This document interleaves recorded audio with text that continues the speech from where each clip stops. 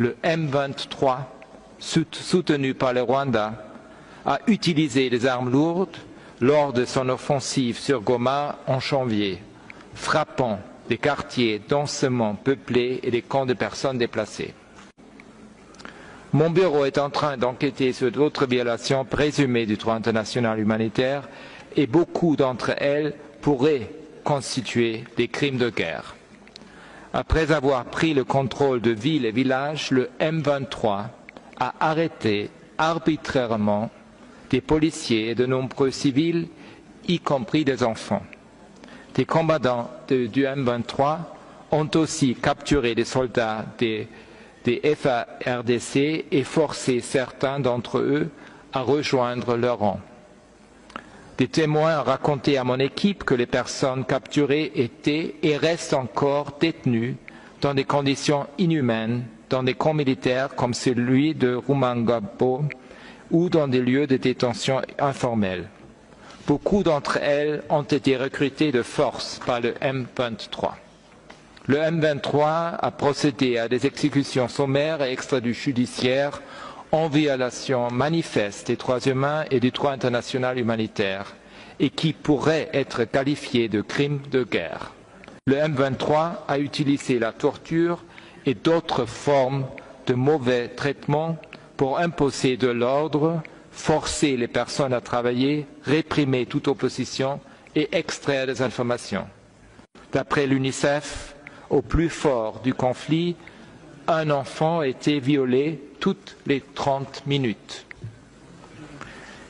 Ces victimes et survivants ont un accès limité, voire inexistant, aux soins et aux kits de prophylaxie post-exposition, car les parties au conflit ont détruit des centres de santé d'une manière répandue.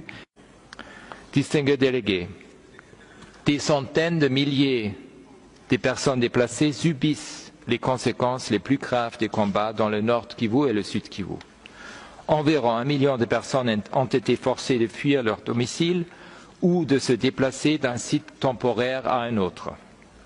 Beaucoup de personnes déplacées ont raconté que des combattants du M23 les avaient obligés à démontrer leurs abris et à quitter les lieux. À Goma, début février, on leur a donné seulement 3 jours pour retourner dans leur village d'origine où beaucoup ont retrouvé leur maison détruite ou occupée. En mars de cette année, mon équipe a constaté que beaucoup de personnes déplacées, y compris celles qu'on a forcées à retourner dans leur village au nord Kivu et au sud Kivu, avaient de grandes difficultés à se nourrir et à accéder aux soins de base. Les combats ont causé de lourds dégâts aux écoles, aux hôpitaux et aux systèmes qui alimentent l'arrivée de l'eau dans Masisi et Rutshuru par exemple. Les violences dans les provinces du Nord Kivu et du Sud Kivu ont réduit l'espace d'action pour les défenseurs des droits humains, la société civile et les médias. Mon bureau enquête sur des allégations de menaces de mort, de détention et d'autres représailles contre les défenseurs des droits humains, des journalistes et des membres de la société civile qui sont perçus comme critiques du M23. Ceci inclut des allégations de meurtre d'au moins 2 défenseurs des droits humains et de menaces contre les défenseurs des droits humains qui soutiennent les survivantes de violences sexuelles et basées sur le genre. Un exemple est particulièrement choquant.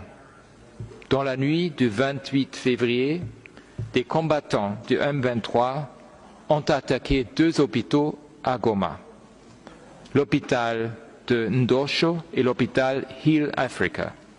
D'après les informations reçues, ils auraient tiré à l'intérieur des bâtiments et enlevé 121 patients, les accusant d'être des soldats congolais ou des membres des milices Wazalendo. La plupart de ces personnes restent introuvables à ce jour. Distingués délégués, la mission documente des violations et atteintes aux droits humains d'une ampleur et étendue effroyable. Il est très préoccupant que les affrontements continuent sans répit dans le nord Kivu et le sud Kivu. J'appelle toutes les parties au conflit à s'engager immédiatement en faveur d'un cessez-le-feu et à reprendre les négociations et de respecter le droit international humanitaire et les droits humains. Je renouvelle mon appel au Rwanda à retirer ses troupes du territoire de la RDC et à cesser tout soutien au M23.